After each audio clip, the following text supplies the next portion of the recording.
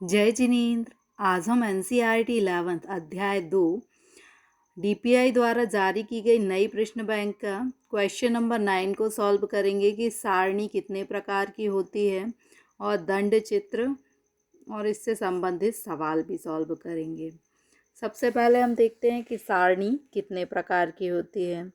तो सारणी उद्देश्य के अनुसार बनाई जाती है। उद्देश्य के अनुसार दो प्रकार की होती है। पहली सामान्य उद्देश्य वाली सारणी।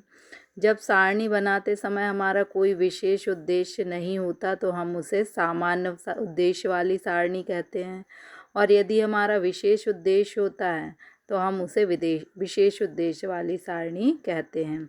ये वाली जो सारणी होती है वो बड़ी होती है और जो विशेष उद्देश्य वाली सारणी होती है वह छोटी होती है। मौलिकता, जो मौलिकता यानी नवीनता, जो मौलिक सारणी होती है उसमें जो समंक होते हैं वो मौलिक होते हैं। जैसे मान लीजिए कि 50 में से 25 लड़कियां हैं, तो ये हमने मौलिक अंक दिए। लेकिन इनसे ही जब हम व्युत्पन्न सारणी बनाएंगे तो हम क्या कहेंगे, 50 को हम 100% मानेंगे और 25 को क्या मानेंगे, 50%। 50 का 25 50%, तो हम क्या कहेंगे कि 50% लड़कियां हैं। यानी हमने मूल अंक को प्रतिशत, माध्य, अनुपात आदि में परिवर्तित करके यदि सारणी में प्रस्तुत किया जाता है तो उसे व्युत्पन्न सारणी कहा जाता है। इसके बाद रचना के आधार पर सारणी, सरल सारणी जो होती है वह एक गुण वाली होती है। जैसे हमने बताया कि कक्षा में विद्यार्थियों की संख्या, तो हमने केवल एक गुण बताया, विद्यार्थियों की संख्या। ये ज़रूरी नहीं है कि आप इसमें ये अंदर संख्याएं भी लिखें। यदि आप केवल स्ट्रक्चर बना देंगे तो भी काम चलेगा और कुछ भी नहीं बनाएंगे तो भी इतने सारे प्रकार हैं कि केवल उनका अर्थ लिख देंगे तो भी आपके लिए सफिशिएंट है। द्विगुण सारणी, जिसमें दो गुणों को प्रदर्शित किया जाता है। जैसे हमने लिंग को प्रदर्शित कर दिया। पहले हम विद्यार्थियों की संख्या बता रहे थे, अब हम उसके साथ साथ छात्र छात्रा यानी लिंग को भी बता रहे हैं। इसके बाद त्रिगुण सारणी, जिसमें हम तीन गुण, नाम से ही पता चलता, तीन गुण को प्रदर्शित करती है। जैसे हम कक्षा को बता रहे हैं, फिर लिंग को बता रहे हैं, फिर आवास को बता रहे हैं, तो ये 3 गुण वाली सारणी हो गया। फिर बहुगुण सारणी, जिसमें 3 से अधिक विशेषताओं को प्रदर्शित किया जाता है। जैसे हमने कॉलेज, प्राप्तांक, विवाहित, अविवाहित, लिंग, सारी चीज़ें बताई, तो ये बहुगुण सारणी हो जाएगी। फिर दंड चित्र क्या होते हैं, तो दंड चित्र जो होते हैं, जब हम दंड में समंकों को व्यक्त करते हैं तो उसे हम दंड चित्र कहते हैं।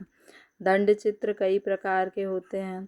जैसे सबसे पहले एक विमा वाले दंड चित्र, जिसमें केवल एक विमा होती है, यानी जिसमें केवल लंबाई को बताया जाता है, चौड़ाई को नहीं। जैसे कि ये जो है, इसमें लंबाई तो हमें पता चल रही है लेकिन चौड़ाई सबकी समान है, तो ये एक विमा वाले दंड चित्र हैं। और उग्रत दंड चित्र क्या होते हैं, जिसमें उग्रत यानी खड़े में दंड बनाए जाते हैं, उन्हें सीधे दंड बनाए जाते हैं, उन्हें उग्रत दंड चित्र कहते हैं। फिर क्षैतिज दंड चित्र किसे कहते हैं, जिसमें आड़े में दंड बनाए जाते हैं, तो उन्हें हम क्षैतिज दंड चित्र कहते हैं। फिर बहुदंड चित्र किसे कहते हैं, जिसमें एक से अधिक गुणों को एक ही दंड में दिखाया जाता है, उसे हम, और सटे सटे बनाए जाते हैं सारे दंड, तो उसे हम बहुदंड चित्र कहते हैं। जैसे मान लीजिए ये आर्ट्स है, ये कॉमर्स है, ये साइंस है, तो एक ही दंड में हमने एक से अधिक विशेषताओं को दर्शाया है, तो ये बहुदंड चित्र हो जाएगा। इसके बाद द्विदिश दंड चित्र, इसमें एक तो आधार रेखा होती है, इसके ऊपर मान लीजिए ये आयात को दर्शा रहा है और नीचे निर्यात को, तो ये क्या हो जाएगा, द्विदिश दंड चित्र, दो दिशाओं में अलग अलग विशेषताओं को दर्शाना। फिर अंतर विभक्त दंड चित्र, दंड तो एक ही है लेकिन हमने इसको अंतर विभक्त कर दिया। जैसे ये आर्ट्स है, ये कॉमर्स है और ये साइंस है, तो जिसमें एक ही दंड को कई भागों में विभक्त करके अलग अलग विशेषताओं को दिखाया जाता है। फिर प्रतिशत अंतर विभक्त दंड चित्र, पहले हमने लिखा कि भाई 50% लड़कियां हैं। फिर इसके बाद जो है 25% या 50% बच्चे आर्ट्स के हैं, 25% बच्चे कॉमर्स के हैं और 25% बच्चे आर्ट्स के हैं। तो ये आपका जो दंड बना वो क्या है, प्रतिशत के आधार पर बना। तो इसे हम क्या कहें, और हमने दंड को अंतर्विभक्त भी कर दिया, तो ये प्रतिशत अंतर्विभक्त दंड चित्र हो जाएगा। इसके बाद ये आपका सवाल है, इसमें आर्ट साइंस लॉ के बच्चे दिए हुए हैं और इससे आपको दंड चित्र बनाना है।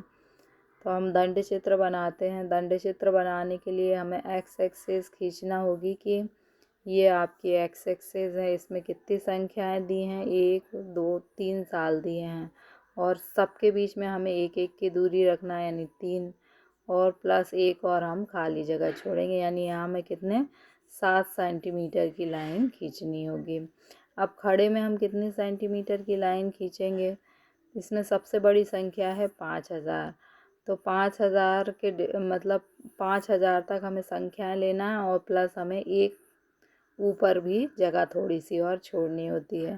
तो हमने 1500 के डिफरेंस से संख्या ली, 1500 का डबल हो गया 3000, 3000 में फिर 1500 जोड़ेंगे तो 4500। तो इस प्रकार हम ये वाली वाई एक्सिस भी खींच लेंगे और 1500 के डिफरेंस से ये संख्याएं लिख देंगे। जब हमने ये लिख दिया, अब हमें चित्र बनाना है दंड। तो सबसे पहले 2000 है, तो 1500 को 0 से 1500 को हम कितने भागों में विभक्त कर सकते हैं, 500 के 3 भागों में विभक्त कर सकते हैं। तो आप सारे दंड चित्र में क्या रहेगा कि दो संख्याओं के बीच में 500 का डिफरेंस रहेगा।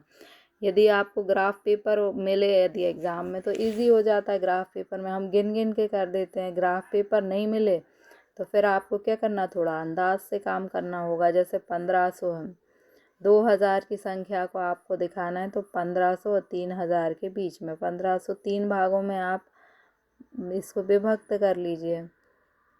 अब आपका ये वाला भाग जो होगा 1500 और 500 कितना हो जाएगा, 2000। इसके बाद साइंस 15 में 1500 और बताना है, तो वो आप कैसे बताएंगे, 1500 और 2000 को जोड़ लेंगे तो आपके कितने आ जाएंगे, 3500। तो 3500 क्या, 3000 से थोड़े से ऊपर आपके 3500 हो जाएंगे। इसके बाद लॉ बताना है, तो इसमें 3500 में आप 1000 और जोड़ लेंगे तो आपके आ जाएंगे 4500। तो ये 4500 दिया हुआ है। तो इस प्रकार से आपके ये सभी दंड बन जाएंगे।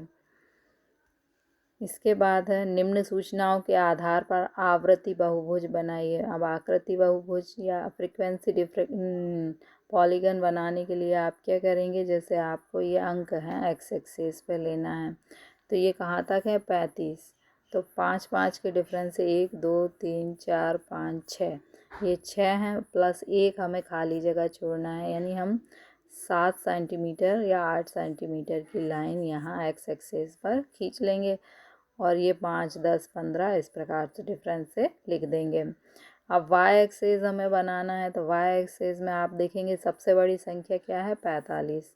तो आप 5 5 के डिफरेंस से 45 तक ये लिख देंगे और प्लस क्या करेंगे, एक खाली जगह 1 सेंटीमीटर हमें छोड़ना है। तो 1 2 3 4 5 6 7 8 9 और एक हमें खाली छोड़ना है, यानी 10 सेंटीमीटर की लाइन वाई एक्सिस पर खींचेंगे और 7 सेंटीमीटर की लाइन एक्स एक्सिस पर खींचेंगे। इसके बाद आप बनाना शुरू करेंगे।